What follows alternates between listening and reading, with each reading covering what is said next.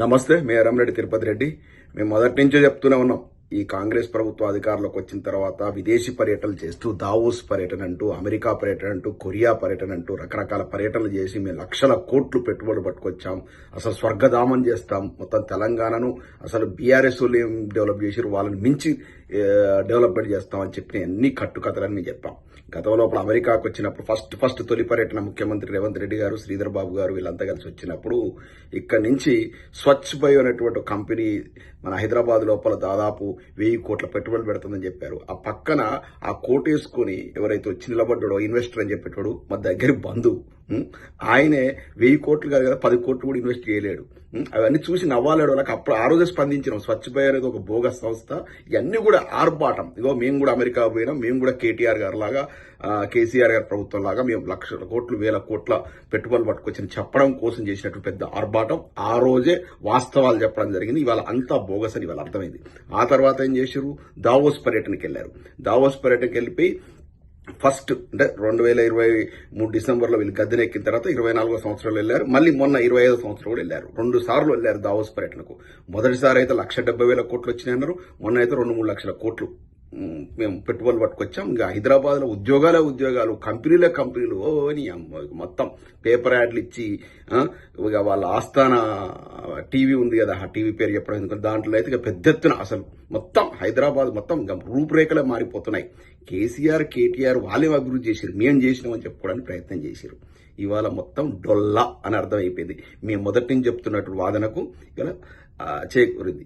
చూడండి ఈ వీడియో చూడండి. ఈ వీడియోలో శ్రీధర్ బాబు గారు దావోస్ పర్యటన అనంతరం మేము 1,70,000 కోట్ల పెట్టుబడులు తీసుకొచ్చాం మొదటి పర్యటనలో. తర్వాత ఇక 2-3 లక్షల కోట్లు అన్నది అది ఇక్కడ ఈ వీడియోలో కవర్ కాలేదు. 2 లక్షల కోట్లు 3 లక్షల కోట్లు అని చెప్పినటువంటి ఉదంతాన్ని చూసాం. ఆ తర్వాత ఇవాళ అసెంబ్లీలో వాస్తవం ఒప్పుకున్నారు. అదంతా తూచ్ పత్రిక లేదో టీవీలో లేదో వచ్చింది, పత్రికలు ఏదో రాసుకునే వాటికి మేము జవాబుదారీ అవుతాం. అన్ని లక్షల కోట్లు పెట్టుబడులు ఏం రాలేదు, అంతా ఉత్తదే అని అదే శ్రీధర్ బాబు గారు చెప్పడం జరిగింది. ఈ రోజు చెప్పిన వాస్తవాలే. ఆ రోజు పత్రికలు రాసినంత మాత్రాన ఏ పత్రిక రాస్తే ఆ పత్రిక వారిని కోరండి, అడగండి. ప్రభుత్వ పరంగా వచ్చిన ప్రకటనని ఆ ప్రకటన మేరకు నేను జవాబు చెప్తాను తప్ప పత్రికల్లో వచ్చిన దాని ఆధారంగా చేసుకుని పోయే కార్యాచరణ తీసుకోండి. కిందటి దావోస్ పర్యటన కంటే ఈసారి 4 రెట్లు ఎక్కువగా 1,79,000 కోట్ల పెట్టుబడులకు సంబంధించి ఎంఓయూలు చేసుకుంటాం. ఇది గొప్ప విజయం మేము ఇప్పుడు అనుకోవటం లేదు. విజయం ఏ రోజైతే $1 ట్రిలియన్ ఎకానమీ చేస్తామో ఆ విజయానికి దోహదపడే ఈ మొదటి అడుగులు మీకు చెప్తా ఉన్నాం. చూసారా, కాంగ్రెస్ వాళ్ళు బయట ఎట్లా మాట్లాడతారు, అసెంబ్లీలో ఎందుకంటే నిజాలు చెప్పాలి. అసెంబ్లీలో అబద్దాలు ఆడితే కుదరదు, ఎందుకంటే ఆన్ రికార్డు ఉంటాయి కాబట్టి. అసెంబ్లీలో ఒప్పుకున్నటువంటి పరిస్థితి అలా.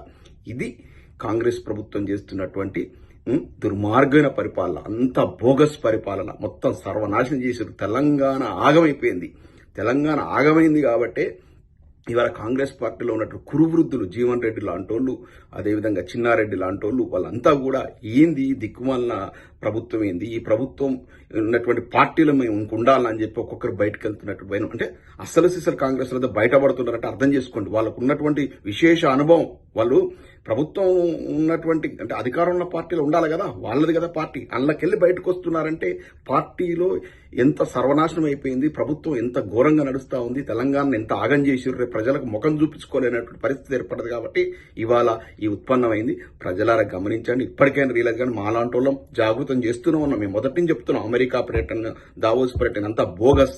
వీళ్ళని మొహాలు చూసి ఒక్కడు కూడా ఇన్వెస్ట్మెంట్ చేయడానికి, కాంగ్రెస్ ప్రభుత్వాన్ని చూసి ఎవడైనా ఇన్వెస్ట్ చేయడానికి వస్తాడా?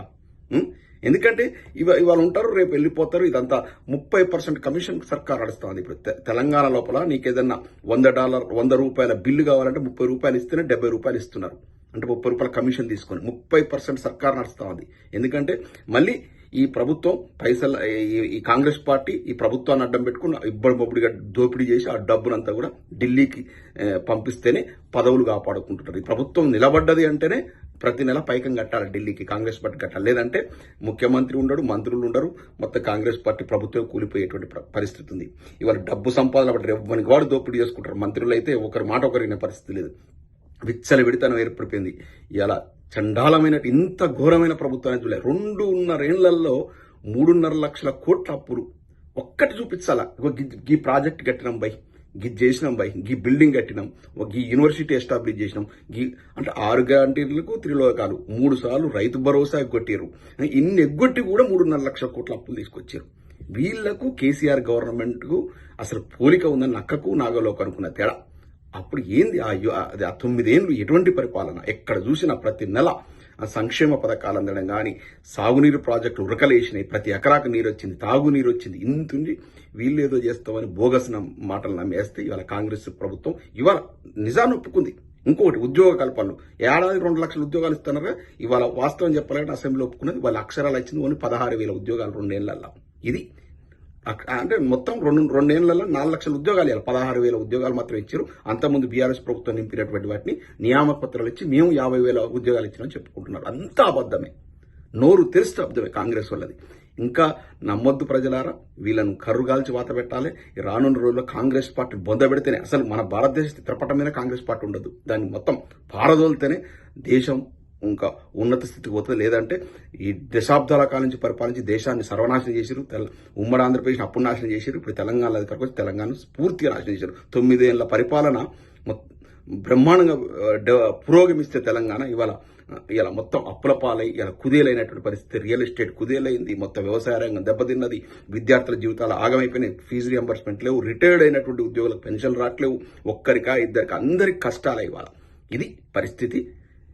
ప్రజలారా, దీన్ని మీరు మనసులో పెట్టుకుని రానున్న రోజుల్లో కాంగ్రెస్ బుద్ధి చెప్పాలని వినియోగించుకుంటున్నాను. జై తెలంగాణ.